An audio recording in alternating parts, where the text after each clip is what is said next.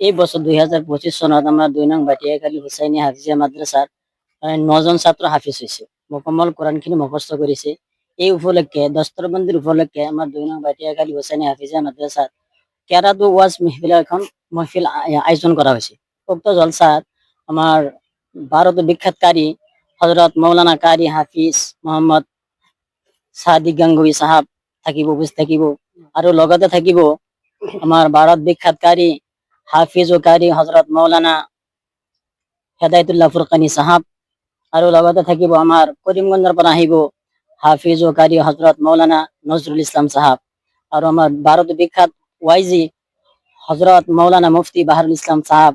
তেখেত আমাৰ এই 2 নং বাটিয়াখালী হুসাইনী হাফিজিয়া মাদ্ৰাসাখনত 23 তাৰিখে যে দস্তৰবন্দী উপলক্ষে যে জলসা দিছো, এই জলসাত তেখেতসকল উপস্থিত থাকিব। আমি আপোনাৰ চেনেলৰ যোগেদি গোটেই অসমবাসীক আহ্বান কৰিছো যাতে অসমৰ গোটেইখিনি মানুহ যাতে আমাৰ এই 2 নং বাটিয়াখালী হুসাইনী হাফিজিয়া মাদ্ৰাসাত আহি পেলাই আমাৰ এই সুৰ মধুৰ কণ্ঠে যে কোৰআন তেলাওয়াত কৰিব, যাতে এই কোৰআন তেলাওয়াত শুনে আমি গোটেই অসমবাসীক আমি আহ্বান কৰিছো আহিব।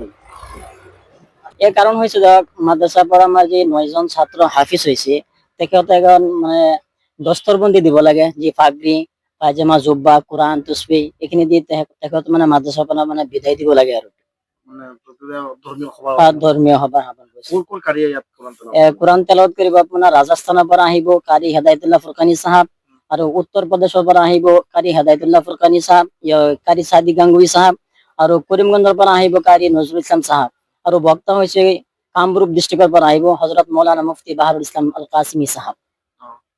ইসলাম ধৰ্মাৱলম্বী ৰাইজক কি আহ্বান জনাব? আমি ইসলাম ধৰ্মাৱলম্বীসকলক আহ্বান কৰিছো যাতে গোটেই মানুহখিনি আমাৰ মাদ্ৰাসাখনত আহি পেলাই যে মধুৰ কণ্ঠে যাতে কোৰআন তেলাওয়াত কৰিব, যাতে কোৰআন তেলাওয়াত শুনিবলৈ আহে। আপোনালোকৰ মাদ্ৰাসাখন ক'ত অৱস্থিত? এটা হচ্ছে 2 নং বাটিয়াখালী হুসাইনী হাফিজিয়া মাদ্ৰাসা, সামাগুড়ি সমষ্টি।